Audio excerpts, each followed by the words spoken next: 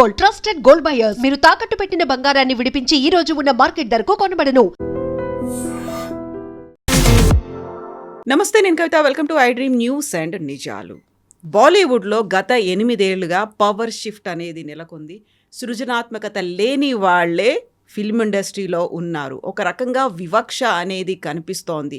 ఈ మాటలన్నది Oscar award గ్రహీత AR Rahman. నిజంగానే బాలీవుడ్లో ఫిల్మ్ ఇండస్ట్రీలో మతపరంగా వివక్ష చూపిస్తున్నారా? పెద్ద ఎత్తున అవుట్రేజ్ వచ్చిన తర్వాత భారతదేశం నాకు ఇల్లు, భారతదేశమే నాకు ఒక కుటుంబం లాంటిది అని దాన్ని మిస్ఇంటరప్ట్ చేశారు. మిస్అండర్స్టాండింగ్ జరిగింది అనేటువంటి మాటని ఏఆర్ రెహమాన్ ఎందుకు చెప్తున్నారు? యాక్చువల్గా ఈ మొత్తం ఎపిసోడ్ ఎందుకని ఇప్పుడు బయటకు వచ్చింది? మనతో పాటుగా ఉన్నారు సీనియర్ జర్నలిస్ట్ సురేష్ కొచ్చతిల్. సార్ నమస్తే.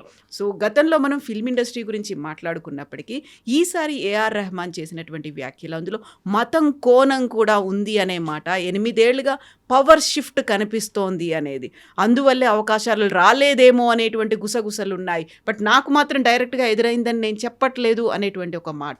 సో నిజంగానే అలాంటి పరిస్థితులు ఉన్నాయా మన దగ్గర? ఫస్ట్ అడగాలి అంటే తమిళ్ ఫిలిం ఇండస్ట్రీలో ఎన్ని సినిమాలు ఆయనకు వచ్చిందని అడగాలి ఫస్ట్. ఎందుకంటే ఈ మ్యూజిక్ ఇండస్ట్రీ అనేది చాలా మటుకు మారిపోయింది. ముందు కవిత గారు మీకు గుర్తుంటుంది, మనం చిన్నప్పుడు ఉన్నప్పుడు క్యాసెట్లు కొనుక్కుంటుండే, వెళ్ళి షాప్లలో వెళ్ళి క్యాసెట్ కొనుక్కొని వచ్చి దాని నుంచి మనం పాటలు వింటుండే. దాని తర్వాత సీడీలు వచ్చినాయి. మ్యూజిక్ వరల్డ్ లాంటి ప్లేస్కి వెళ్ళి అక్కడ సీడీలు కొనుక్కుంటుండే. దాని తర్వాత సీడీలు కూడా పోయినాయి. ఇప్పుడు సీడీ ప్లేయర్లే దొరకట్లేదు. దాంతో స్పాటిఫై కానివ్వండి, యూట్యూబ్ ఛానల్స్ కానివ్వండి, సారేగామా లాంటి యూట్యూబ్ ఛానల్స్ కానీ, వాళ్ళ రేడియో ఒక సెట్ వస్తుంది, అదొకటి. ఇట్లాంటి చాలా డిఫరెంట్ ఇన్స్ట్రుమెంట్స్గా మారిపోయింది మ్యూజిక్. ఫిలిం ఇండస్ట్రీలో కూడా మనకు చాలా మటుకు తెలుసు, తెలుగు ఫిలిం ఇండస్ట్రీలో కూడా మ్యూజిక్ రిలీజ్ అని చెప్పి పెద్ద ఒక ఫంక్షన్ ఉంటుంది. ఇప్పుడు అసలు అది వినబడట్లేదు, ఎక్కడ వినబడలేదు. Audio release function. ఇప్పుడు ఆడియో రిలీజ్ ఫంక్షన్ ఎక్కడ పోయిందో తెలియదు. లాస్ట్ టైం నాకు జరిగినప్పుడు గుర్తుంది, ఒక 2-3 సంవత్సరాల ముందు ఆ శిల్పకళా వేదికలో మొత్తం చీరలని పలగొట్టారు. ఇప్పుడు ఎక్కడ వినబడట్లేదు అసలు మ్యూజిక్ ఆడియో రిలీజ్ అనేది. ఎందుకంటే ఇండస్ట్రీ మారిపోయింది. The way the music is delivered. ఒక ప్రొడ్యూసర్ ఆయన పరిస్థితి ఆలోచించండి. ఆయన పెట్టుబడి పెట్టేటప్పుడు సినిమాలో హీరోకి డబ్బులు, హీరోయిన్కి డబ్బులు, ఇదంతా production cost, post production cost, దానికన్నా ముందు మ్యూజిక్ సెట్ చేయడం, ఇదంతా ఉంటుంది. పెట్టిన పెట్టుబడికి కూడా రిటర్న్ రావట్లేదు. ఒక వారం కూడా సినిమా థియేటర్లో నడవట్లేదు. హౌస్ఫుల్ అని చూపిస్తారు కానీ మన అందరు తెలిసిందే సంగతి. ఇండస్ట్రీ మారిపోయింది చాలా మటు. ఏ టైంలో మన దగ్గర సి రామచంద్ర కానీ, ఆ టైంలో ఎస్డి బర్మన్ గారి అట్లాంటి మ్యూజిక్ డైరెక్టర్స్ నుంచి ఇప్పుడు చూస్తే మీకు మ్యూజిక్ డైరెక్టర్ కూడా గుర్తుండదు, పేరు అడిగితే మీకు తెలియదు.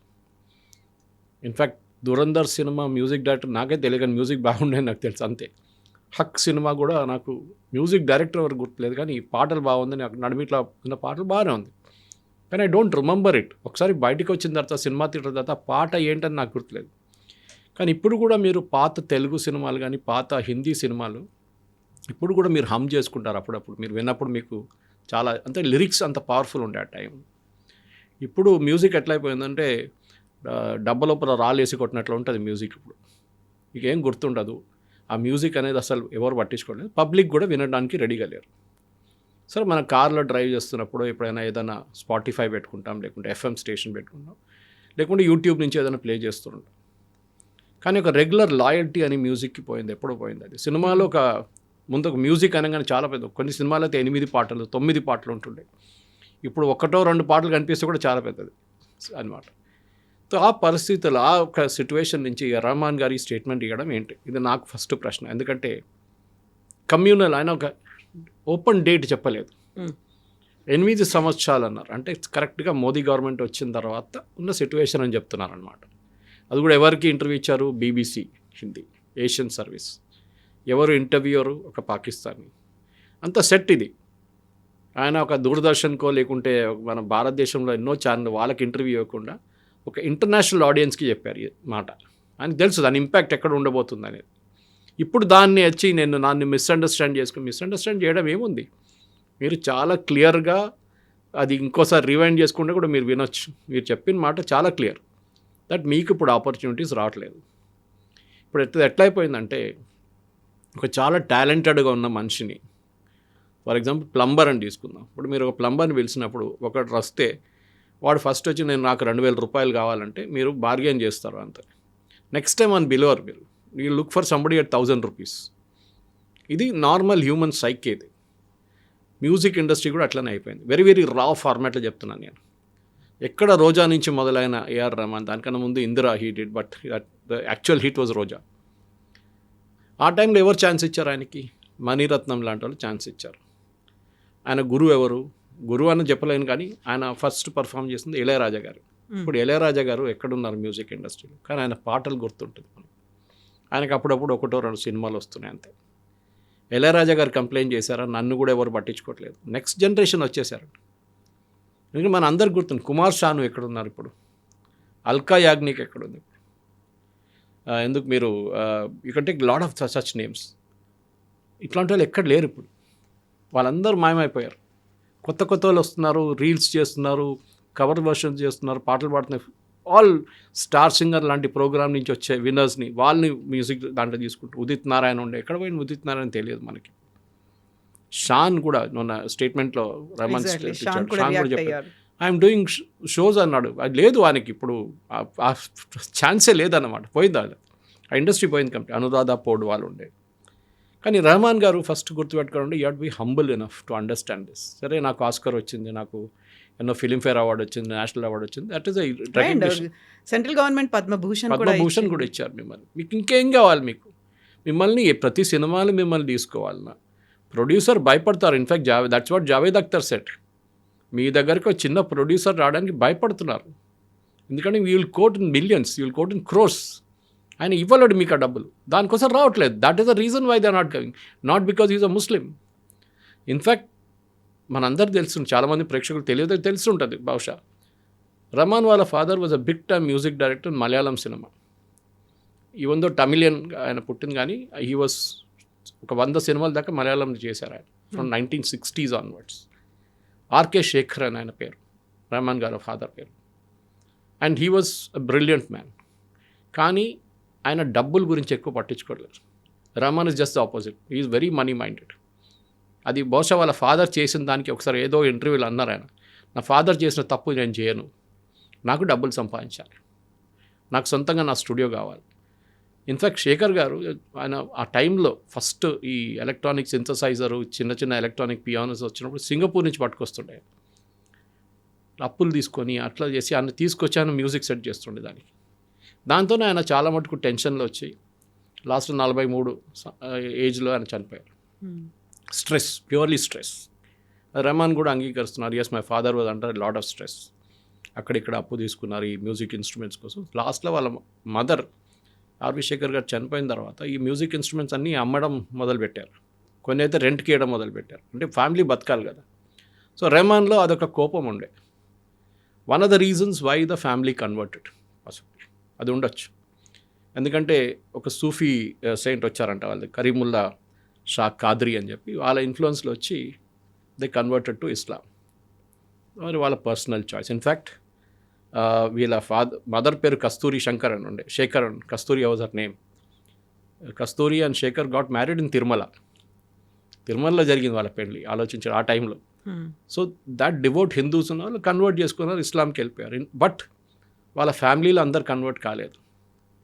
రెహమాన్ వాళ్ళ సిస్టర్ ఉన్నారు, ఐ థింక్ ఆ నేమ్ ఇస్ రేనా వాళ్ళ 2 పిల్లలు they are Hindus. That is the best part. GV Prakash and Bhavanishree వాళ్ళు కూడా ఫిలిం ఇండస్ట్రీలో, మ్యూజిక్ ఇండస్ట్రీలో they are good name in Tamil ఇండస్ట్రీలో. కానీ రెహమాన్ గారికి ఎందుకో ఈ ఒక రిలీజియన్ పిచ్చి పట్టింది సడన్గా. But we never objected to the fact that Khwaja పాడినప్పుడు ఎవరు వీ ఎంజాయ్డ్ ఇట్. వందే మాత్రంని ఒక కొత్త వర్షన్గా తీసుకొచ్చి ఇప్పుడు కూడా ఒక క్రికెట్ మ్యాచ్, ఫుట్బాల్స్ అన్నిట్లో అది ప్లే అవుతున్నప్పుడు కూడా we get that goose bumps moments. కానీ ఎందుకో సడన్గా నన్ను ముస్లిం అని చెప్పి నాకు పాట క్లియర్, నాకు మ్యూజిక్ రావట్లేదు, నాకు ప్రొడ్యూసర్స్ అడుగుతున్నారు, వచ్చి మళ్ళీ వాళ్ళు వెళ్ళిపోతున్నారు, వాళ్ళు కొత్త వాళ్ళు తీసుకుంటారు అంటే affordability is a fact. And క్రికెట్లో ఒక పార్లెన్స్ ఉంది కవిత గారు, అది గవాస్కర్ టైంలో అడుగుతుండే. ఇప్పుడు గవాస్కర్ ఎప్పుడు రిటైర్ గారు, last became a running joke ఈయన ఎట్లా రిటైర్ చేయాలని చెప్పేసి. ఎందుకంటే ఆయన ఫ్లాప్ షో అయిపోయింది, లాస్ట్ అయినా ఆయనకు రన్స్ కూడా రావట్లేదు, కానీ రిటైర్ కావట్లేదు. సో అప్పుడు ఎవరో I think it was one of the English cricket commentator, maybe Richie Benaud or somebody else asked ఈ ప్రశ్న అడిగారు ఆయన, వెన్ పీపుల్ లీవ్ క్విట్, మీరు రిజైన్ చేసినప్పుడు, మీరు రిటైర్ అయినప్పుడు అడగాలి వై, ఎందుకు చేస్తున్నారని, నాట్ వై నాట్, ఎగ్జాక్ట్. ఎందుకు చేయట్లేదని అడిగే ముందే మీరు వెళ్ళిపోవాలి సీన్ నుంచి. దానికోసం ఆ టైంలో పీక్ స్టేజ్ లో ఉన్నప్పుడు ఎందుకు వదిలిపోతున్నారు అనే క్వశ్చన్ రావాలి అక్కడ. అది రావాలి, అప్పుడే అడుగుతారు. లేకుంటే మీరు ఎప్పుడు పోతారు, ఎప్పుడు రిజైన్ చేస్తారని కాదు. సో మీకు టైం అయినప్పుడు you just melt away into the sunset. Ilaiyaraaja happen. చాలామంది గంగా అమరన్ ఉన్నారు, హిందీలోనే తీసుకోండి ఎంతోమంది మ్యూజిక్ డైరెక్టర్స్ ఉన్నారు, ప్రీతం లాంటి ఉన్నారు. వాళ్ళందరూ ఇప్పుడు స్టేజ్ షోస్ చేస్తారు. ఇండస్ట్రీ మారిపోయింది. There is more accent on stage shows కానివ్వండి, ఇంటర్నేషనల్ టూర్లు కానివ్వండి, యూట్యూబ్లో వీడియోలు చేయడం, ఇదంతా నడుస్తుంది. ఇప్పుడు ఒక ఇండస్ట్రీగా మారిపోయింది అది. Saregama itself has reinvented itself. అట్లాంటి పరిస్థితులు నన్ను ముస్లిం అని చెప్పి నాకు పాటలు ఇవ్వట్లేదు, నన్ను మ్యూజిక్ సెట్ చేయట్లేదు అంటే it's a wrong connotation, totally wrong. అది రమణ్ గారు ఎందుకు చేశారు అనేది ఇప్పుడు అనేదో క్లారిఫికేషన్ అంత ఇస్తున్నారు, కానీ అది clarification is not really convincing అనమాట. ఎగ్జాక్ట్లీ. వెరీ రీసెంట్గా చేసినటువంటి చావా మూవీని కూడా ఆయన డివైజివ్ మూవీగా, ఒక విభజన వాదాన్ని చెప్తున్నటువంటి మూవీగానే ఆయన చెప్తూ వచ్చారు. మనం చావా చేసినప్పుడు ఆయనకు తెలుసు కదా హిస్టరీ గురించి చెప్తున్నారని, ఆయన బీజీ స్కోర్ చేశారు దానికి. మీకు సినిమా గురించి may have a difference opinion, కానీ చూపించింది నిజమా కాదా అని ఫస్ట్ క్వశ్చన్. జోధా అక్బర్ చేసినప్పుడు అడిగారు ఆ నిజమా కాదో చూపిస్తున్నారు, దట్ ఈస్ ఆల్ ఫ్యాబ్రికేటెడ్, అంత ఏం లేదు. Akbar was not handsome fellow, ఈ వాజ్ లింపింగ్ ఉండే, ఆయనకు ఒక కాల్కి ప్రాబ్లం ఉండే, ఈ was not good looking at all. కానీ చూపించింది ఏంటి మనకి, ఓ హ్యాండ్సమ్ హృతిక్ రోషన్ లాంటి వాళ్ళు వెరీ హ్యాండ్సమ్, జోధా అక్బర్లో జోధా హిందూ ఆమెని పెళ్లి చేసుకుంటున్నారు, ఇదంతా. బట్ అక్కడ ఎవరు మనం అబ్జెక్ట్ చేయలేదు. హిస్టరీలో పాసిబిలిటీ జరిగి ఉంటుంది, హిస్టరీలో అది ఉంది, we accept as a matter of fact. Salman Khan, Shahrukh Khan, Aamir Khan వీళ్ళు ఫిలిం ఇండస్ట్రీ డామినేట్ చేస్తున్నప్పుడు, ఇప్పుడు అంత డామినేషన్ లేదనుకోండి, ఆ డామినేషన్ టైంలో మనం ఎప్పుడైనా అబ్జెక్ట్ చేశాము? వీళ్ళు ఏదైనా సినిమాలో, చాలా తక్కువ సినిమాలో వాళ్ళు ముస్లిం నేమ్స్ వాడారు, చాలా మటుకు హిందూ నేమ్సే ఉండేవాళ్ళు. వీ నెవర్ అబ్జెక్టెడ్ సెయింగ్ మీరు యు ఆర్ అ ముస్లిం గా, you should use only Muslim. That's film industry is a make believe industry. దాని ప్రకారం మనం పోతే ఆ ఫ్లోలో వెళ్ళిపోవాల్సిందే మనం. కానీ ఇక్కడ ఈ జరిగిన దానికి ఒక రిలీజియస్ యాంగిల్ తీసుకురావడం, and that too from a person like AR Rahman is very very చాలా డిసప్పాయింటింగ్ అనమాట. ఎందుకు చేస్తున్నారు అది? ఆ ఫ్లోలో వెళ్ళిపోయారా, బీబీసీ వాళ్ళు అడిగే క్వశ్చన్ ఫ్లోలో వెళ్ళిపోయారా, లేకుంటే ఆయన ముందే ప్రిపేర్ అయ్యి వచ్చారా అనేది చాలా మట్టి ఇప్పుడు అడుగుతున్న ప్రశ్న. ఆయన పర్సనల్ లైఫ్లో కూడా చాలా మటుకు ప్రాబ్లమ్స్ ఉన్నాయి, మన అందరికి తెలిసింది. We never asked, industry never asked divorce ఎందుకు జరిగింది, his wife gave some statement, ఆమె ఇప్పుడు ఏదో లండన్లో ఉంటుందంటే మనకు తెలియదు. అది మనం ఎప్పుడు అడగక్కర్లేదు, ఎందుకంటే that is the personal life. అది ఒక లక్ష్మణ్ రేఖ ఉంటుంది, అటువైపు వెళ్ళకూడదు మనం అసలు. కానీ ఎప్పుడు ఇదే మాట ఉంటుంది కవిత గారు, this is there in every field. మీరు క్రికెట్ చూడండి, మీరు బ్యాడ్మింటన్ చూడండి, పివి సింధు, సైనా నెహ్వాల్. ఇప్పుడు సైనా నెహ్వాల్ ఎక్కడుందండి? She had achieved a peak వచ్చేసినప్పుడు అయిపోయింది అక్కడి నుంచి. లేదు నేను ఇంకా ఆడుతూనే ఉంటానంటే నోబడీ విల్ యాక్సెప్ట్. మీ పీక్ ఒక టైం ఉంటుంది, అది అంటే ఈవెన్ బాస్కెట్బాల్ తీసుకోండి, క్రికెట్ తీసుకోండి, యంగ్ ఏజ్లోనే మీరు పీక్ అయిపోతారు. దాని తర్వాత యూ స్టార్ట్ డ్రిఫ్టింగ్ డౌన్. మీరు ఎప్పుడు వెళ్ళిపోవాలో అప్పుడు మీరు ఆ ఇండస్ట్రీ నుంచి బయటకు వచ్చేసేయాలి. చాలామంది మ్యూజిక్ డైరెక్టర్స్ ఇప్పుడు కూడా మీరు చూడండి తెలుగు ఇండస్ట్రీలో చాలా తక్కువ ఉన్నారు. ఒక టైంలో లిరిక్స్ రాసేటోళ్ళే చాలా పెద్ద పెద్ద మేధావులు ఉన్నారు, ఆరుద్ర కానీ శ్రీశ్రీ కానీ, పాడేటోళ్ళు ఘంటసాల, ఎస్పీబీ. కానీ ఇప్పుడు ఎవరున్నారు చెప్పండి? చాలా తక్కువ, హ్యాండ్ఫుల్ ఆఫ్ పీపుల్. ఎందుకంటే ఇండస్ట్రీ మారిపోయింది, ఆ ఫార్మాటే మారిపోయింది, ప్రజెంటేషన్ ఫార్మాట్. కొన్ని టైంలో 6 సాంగ్లు రికార్డ్ చేస్తారు, కానీ సినిమాలు 2 సాంగ్లే తీసుకొస్తారు. Because the director when sitting on the post production table ఆయనకేమనిపిస్తుందంటే ఆ ఫ్లో పోతుంది పాట వచ్చినప్పుడు, we'll reduce it to 2 songs, fine. కానీ మార్కెట్లో 6 సాంగ్లు రిలీజ్ చేస్తారు. రిలీజ్ అంటే ఏంటి? క్యాసెట్ లేదు, నేను చెప్పినట్లు సీడీ లేవు, ఏం లేవు. It is only on YouTube, that's it. లేకుంటే ఏదైనా ఎఫ్ఎం స్టేషన్లో ప్లే చేస్తారు మీరు. ప్రాబ్లం ఎక్కడ వచ్చిందంటే ఈ మ్యూజిక్ ఇండస్ట్రీ మారిన మాట రహమాన్ గారు అంగీకరించట్లేదు. మ్యూజిక్ ఒక పవర్ షిఫ్ట్ అనేది జరిగింది, అక్కడ క్రియేటివిటీ లేని వాళ్ళే రాజ్యం వెళ్తున్నారు ఫిల్మ్ ఇండస్ట్రీలో అనే ఒక మాట. ఎవరైనా క్రియేటివిటీ లేని వాళ్ళు తీసుకొచ్చి సినిమా చేస్తారా? ఈ ప్రాబ్లం కాంతారాలో వచ్చింది, మీకు గుర్తుంటుంది. కాంతారా రిలీజ్ అయినప్పుడు ఎంత పెద్ద గొడవ జరిగిందా, హిందుత్వ ఎలిమెంటు దాంట్లో మేక్ బిలీవ్ చేశారు, దాంట్లో లేనిపోయిన బ్లాక్ మ్యాజిక్ లాంటి, బ్లాక్ మ్యాజిక్ ఇక్కడ లేదు అక్కడ. But it is a art form. మా ఊర్లో ఉంది, నార్దర్న్ కేరళలో ఉంది, అది తెయ్యమంటారు దాన్ని అక్కడ. That's another form is what you showed in upper Karnataka, దక్షిణ కర్ణాటకలో. అక్కడ ఇది అక్కడ జరుగుతున్న ఒక క్లాసికల్ ఆర్ట్ ఫామ్. అది దాన్ని కొంచెం ఒక ట్విస్ట్ ఇచ్చి చేసినప్పుడు దాంట్లో తప్పేముంది? ఆమీర్ ఖాన్ లార్డ్ శివాని టాయిలెట్లో 3 Idiots తిప్పినప్పుడు మనం ఎవరు తిట్టలేదు ఆయన్ని, ఎందుకు చేసామని చెప్పేసి. మనందరూ తెలుసు, చాలా కొంతమంది కోపం వచ్చింది, మీ రిలీజన్లో ఉన్న ఎవరైనా ప్రాఫిట్స్ చేస్తారంటే ఎవరు అడగలేదు అది. కానీ మనం because Hindu religion accepts it. Okay సరే, we laugh at our gods, మనం నవ్వుకుంటాం ఒక్కసారి, మంచిదే కదా, ఓకే తమాషాగా ఉంది కదా, చాలా బాగుందంటాం. కానీ ఆలోచించండి, అది it could have been a tinder box moment. ఆ మూమెంట్లో అది పెద్ద గొడవ అయితే ఆ సినిమానే ఫ్లాప్ అయిపోతుండే. కానీ జరగలేదు, it went as a normal route వెళ్ళిపోయింది. కానీ రెహమాన్ గారికి సడన్గా ఇప్పుడు ఎందుకు వచ్చింది నాకు అర్థం కావట్లేదు. ఎందుకంటే I have seen him when he was Dilip. హైదరాబాద్కి వస్తుండే ఆ టైంలో, ఇక్కడ ఒక ఏజెన్సీలో వచ్చి చాలా తక్కువ అమౌంట్కి ఒక చిన్న కీబోర్డ్ తీసుకొచ్చి ట్రైన్లో వచ్చి ఇక్కడ వచ్చి కీబోర్డ్ ప్లే చేసి వెళ్ళిపోతుండే. ఒకసారి చాలా సంవత్సరాల తర్వాత ఫ్లైట్లో వస్తుండే, కానీ ముందైతే ఓన్లీ ట్రైన్లో వస్తుండే.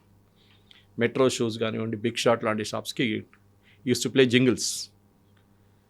ఆ ఇండస్ట్రీ నుంచి అఫ్కోర్స్ ఈ started playing for Ilaiyaraaja as a keyboard artist. అక్కడి నుంచి పైకి వచ్చిన తర్వాత ఆపర్చునిటీస్ చాలా వచ్చినాయి ఆయనకి. అండ్ మనం కూడా మెచ్చుకుంటాం, గుడ్ మ్యూజిక్. మీరు చెప్పినట్టు 2 ఆస్కర్లు, గ్రామీలు, స్లమ్ డాగ్ మిలియనర్ లాంటి సినిమాలకి, దట్ ఆల్ వాజ్ దేర్. మనం అన్నీ యాక్సెప్ట్ చేస్తున్నాం మనం, ఎందుకంటే we have seen the pinnacle of music in India, భారతదేశంలో. సాహిర్ లుధ్యాన్వి రాసిన పాటలు, ఆనంద్ బక్షి గారు రాసిన పాటలు, శంకర్ జైకిషన్, లక్ష్మీకాంత్ ప్యారేలాల్, ఎస్డి బర్మన్ నేను చెప్పాను, ఆర్డి బర్మన్, సి రామచంద్ర, కళ్యాణ్జీ, చాలా మటుకు మీద బిగ్ మ్యూజిక్ డైరెక్టర్స్ దేర్. ఇప్పుడు దాంట్లో చాలామంది దే పాస్ట్ అవే, ఉన్నోళ్ళు కూడా వాళ్ళు they are happy with what they are. ఈ ఇండస్ట్రీలో ఒక ఫేవరెటిజం ఉందంటే ఉంది. అది even when Lata Mangeshkar was alive, చాలా మటుకు అలిగేషన్స్ ఆమె మీద ఉండే.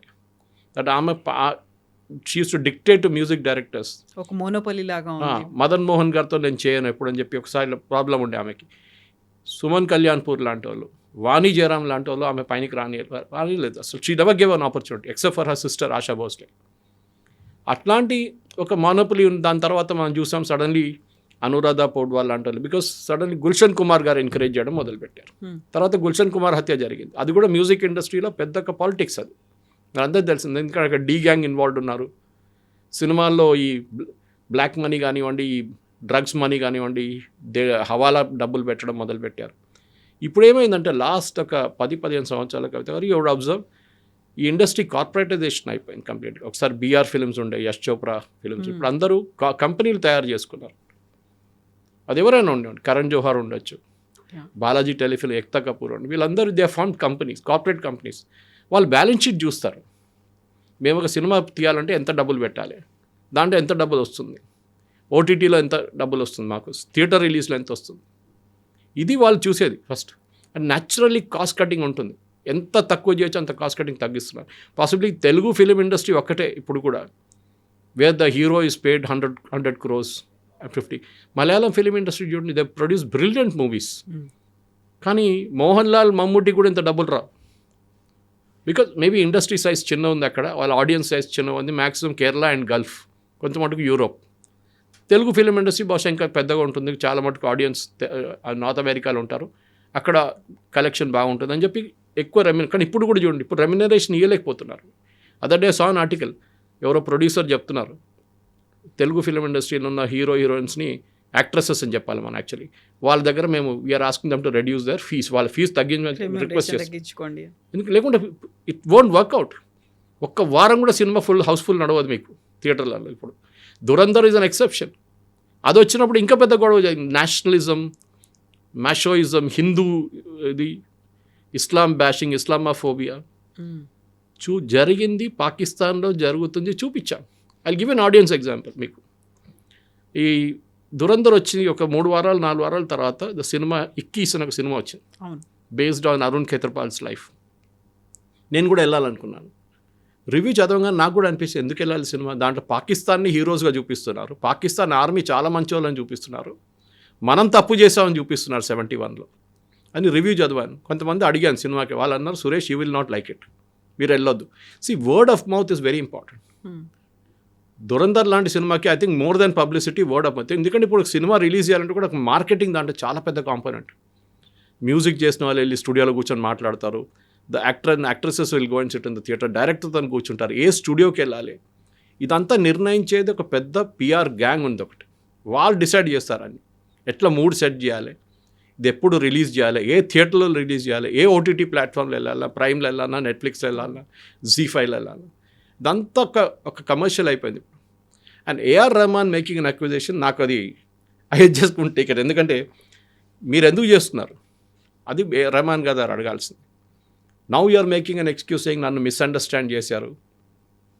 బట్ ఇక్కడే మిస్అండర్స్టాండ్ చేశారు అన్నప్పుడే ఆయన చేసినటువంటి అలిగేషన్స్ 8 yearsలో అనుకున్నప్పుడు లాస్ట్ ఇయరే కదా చావాలంటే ఒక బిగ్గెస్ట్ బ్లాక్ బస్టర్ హిట్ వచ్చింది. ఆ తర్వాత Ramayana is in the pipe line. అసలు మత వివక్ష గురించి అనుకున్నప్పుడు రామాయణ అనగానే ఎవరికి రిలేటెడ్ ఉంటుంది, బట్ ఇప్పుడు రెహమాన్ ఏ కమ్యూనిటీకి చెందినవాడు అనేది ఉంది.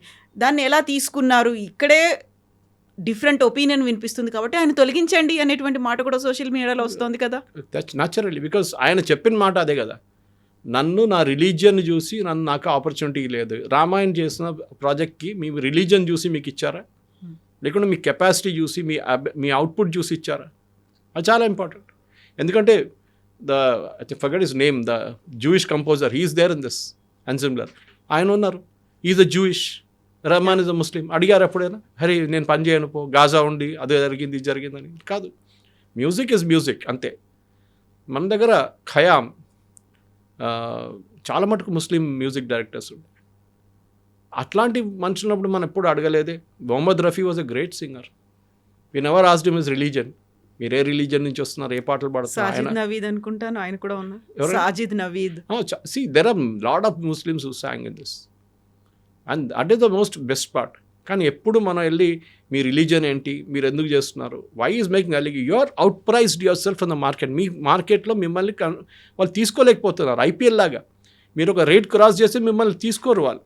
You are out of the market totally. అది ఏ ఇండస్ట్రీ అయినా అంతే, సినిమా ఇండస్ట్రీ అని ఒకటే కాదు, ఈవెన్ క్రియేటివ్ ఇండస్ట్రీ చూడండి. If you are outpriced అనగానే మిమ్మల్ని పక్కన పెట్టేస్తారు వాళ్ళు. మీరు ఎంత పెద్ద మంచి అయినా కావచ్చు. కానీ అట్ ద సేమ్ టైం కొంచెం హంబుల్గా ఉండాలి. ఎందుకంటే ఈ ఇండస్ట్రీ మీకు ఆపర్చునిటీ ఇచ్చారు, ఈ ఇండస్ట్రీ మీరు ఇక్కడ దాకా తీసుకొచ్చారు మిమ్మల్ని. దాని తర్వాత ఇదన్నీ చేసిన తర్వాత నన్ను పక్కన పెట్టేస్తున్నారు, నాకు ఆపర్చునిటీ ఇవ్వలేట్లేదు. ప్రొడ్యూసర్ నన్ను వచ్చి కలిసి దాని తర్వాత వారం తర్వాత చూస్తే చైనీస్ విస్పర్స్ లాగా నాకు రూమర్స్ వస్తున్నాయి దట్ ఇది నన్ను తీసుకోలేదు, ఇంకోరిని తీసుకున్నాడు, he is not creative. How do you determine creativity? అదొక క్వశ్చన్ ఉంది. ఇప్పుడు మీ ప్రోడక్ట్ అమ్మాలంతే. అది మీరు షూ అమ్ముతున్నారా, టీవీ అమ్ముతున్నారా, కార్ అమ్ముతున్నారా అని టెలివిజన్ ఫీల్డ్లో, అడ్వర్టైజింగ్ ఫీల్డ్లో అది ఉంటుంది. మ్యూజిక్ కూడా అంతే. It has to add colour to the cinema, ఒక అడ్జంక్ట్ అన్నమాట సినిమాకి. ఇది ఇప్పుడు అది కాకుండా నా మ్యూజికే ఉండాలి, నేనే చేయాలి. Sorry, it doesn't work like that. And Rahman గారు ఈ షుడ్ రియలైజ్ దట్ లోకం మారిపోయింది. Entire film industry has change, specially last correct అని చెప్పినట్లు లాస్ట్ 8 years అంటే లాస్ట్ 5 years కూడా. వేరే ఓటీటీ రిలీజ్ మీకు ఎక్కువ డబ్బులు ఇస్తాయి సినిమా థియేటర్ రిలీజ్ కన్నా. పేపర్ వ్యూలో ఉంటుంది, అంటే ప్రతి మనిషి చూసినప్పుడు సపరేట్గా మీకు పేమెంట్ వస్తుంది. అది కూడా ఇంకొక రెవెన్యూ స్ట్రీమ్ ఉంటుంది మీకు. సో అది జరగానే వాళ్ళ ఫాదర్ మీద ఉన్న ఫ్రస్ట్రేషన్, వాళ్ళ ఫాదర్ అట్లా చేశారు, వాళ్ళ ఫాదర్ని నెగ్లెక్ట్ చేశారు ఇండస్ట్రీ అనేది ఆయన దీనికన్నా ముందు ఇంటర్వ్యూలో చాలా చెప్పారు అది. But he was given the respect. ఇప్పుడు కూడా మీరు ఆర్కే శేఖర్ గారి గురించి మాట్లాడినప్పుడు, కవిత గారు he brought in SP Balasubrahmanyam and Balamuralikrishna, Mangalampalli Balamuralikrishna Malayalam film industry తీసుకొచ్చిన మంచి ఆర్కే శేఖర్. ఓకే, ఆలోచించండి. And the same Balasubrahmanyam song for Rahman also. So ఈ కూడా ఆయన చెప్పొచ్చు, మీ నాన్నగారితో పనిచేశాను నేను, మళ్ళీ నువ్వు వాడు అని కాదు. But he was humble enough. And వీళ్ళిద్దరిని కలిసిన మనిషి నేను, ఎస్పీ కానీ బాలమురళీకృష్ణ, వాళ్ళ హంబుల్నెస్ చూడాల్సిందే. వే Mangalapuram Balamuralikrishna speaks to you so humble.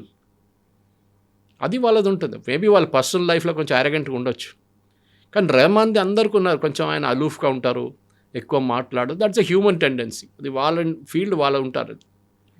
SPB అని ఉన్నారు, he is not trained in classical, but Sankarabharanam లాంటి సినిమాలో ఆయన ఈ song such beautiful songs without being trained classical singer. The capability is ఆ మ్యూజిక్ డైరెక్టర్స్ దగ్గర నుంచి వస్తుంది. అదే కదా, ఆ టైంలో ఉన్న డైరెక్టర్స్ దగ్గర నుంచి వాళ్ళ కేపబిలిటీలు ఉంటుంది. కానీ రెహమాన్ గారు ఇప్పుడు చేసిన దానికి నాకైతే I'm not at all in sync. In fact the entire industry, Kangana Ranaut అన్నారు, ఒక స్టేట్మెంట్ ఇచ్చారు, వినుంటారు, చదువుంటారు. అది ఎమర్జెన్సీ ఫిలిం ఆమె తీసిన ఫిలింకి మ్యూజిక్ సెట్ చేయడానికి రెహమాన్ గారి దగ్గర వెళ్తే he said I won't do music for propaganda films అన్నారు. అప్పుడు ఆలోచించండి ఆయన మైండ్ సెట్. ప్రాపగాండా ఏముందండి ఎమర్జెన్సీలో, ఏం జరిగింది అదే చూపించారు. మీకు నచ్చకపోవచ్చు, you might not like the political philosophy of BJP or any right wing party, or మీరు ఇందిరాగాంధీ సపోర్టర్ ఉండొచ్చు, అది కూడా ఉండొచ్చు. కానీ కంగనా రనౌత్ గారు వెళ్ళి నేను ప్రాపగండా ఫిలింకి మ్యూజిక్ సెట్ చేయనంటే దాట్ షోస్ యువర్ బయస్, అంటే మీ థింకింగ్ ఒక్క వైపే ఉందన్నమాట మొత్తం. And that is very very clear in case of Rahman. You should realise ఇప్పుడు ఇండస్ట్రీ ఎట్లా రియలైజ్ అయ్యారా? అయ్యారు కదా, దానికోసం రియాక్ట్ అయ్యారు ఆయన. కవిత గారు మీరు ఇప్పుడు చూడండి, రీల్స్లో ఇన్స్టాగ్రామ్లో చిన్న చిన్న పిల్లల నుంచి యంగ్స్టర్స్ నుంచి everybody is becoming a music star. మీకు అక్కర్లేదు, చాలా నాకు డౌట్ వస్తుంది నెక్స్ట్ 5 సంవత్సరాల తర్వాత, 3 సంవత్సరాల తర్వాత సినిమాల పాట ఉంటుందో కూడా డౌట్ఫుల్. కంటెంట్ మీద నడుస్తుంది అంతా. హౌ పవర్ఫుల్ ఒక మ్యూజిక్, ఒక అడ్జంక్ట్ ఉండొచ్చు. హక్ అని సినిమా వచ్చింది చూడండి, ద మ్యూజిక్ ఈజ్ దేర్, ఎక్కడో ఫ్లో అవుతుంది అడ్మిట్లో, it nothing related to the scene. పాట వస్తుంది, పాట పోతుంది అంతే. But the content is very very important. మీరు ఎట్లా కంటెంట్ డెలివర్ చేస్తారు, అది మనం దురంధర్లో చూసాం, ఎంత లౌడ్ మ్యూజిక్ ఉంది దాంట్లో. ఇన్ఫ్యాక్ట్ నా బ్రదర్లో మిక్స్ చేశారు final mixing. He was telling me about how Haq ఆయన చేశారు music final mixing. And when you was comparing హక్లో చాలా ప్లేసెస్తో సైలెన్స్ ఉంది. So I asked him, my brother in law Ajay Balakrishna, అడిగాను నువ్వు సైలెన్స్ ఎందుకంటే director wanted it that way అన్నారు.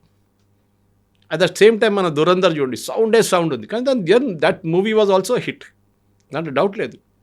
So it is up to the music director. అది రెహమాన్ గారు చావాక్ స్కోర్ చేసినప్పుడు వీ నెవర్ ఆస్క్డ్ హిమ్ మీరు ఎందుకు చేశారు ఇట్లా అని చెప్పేసి.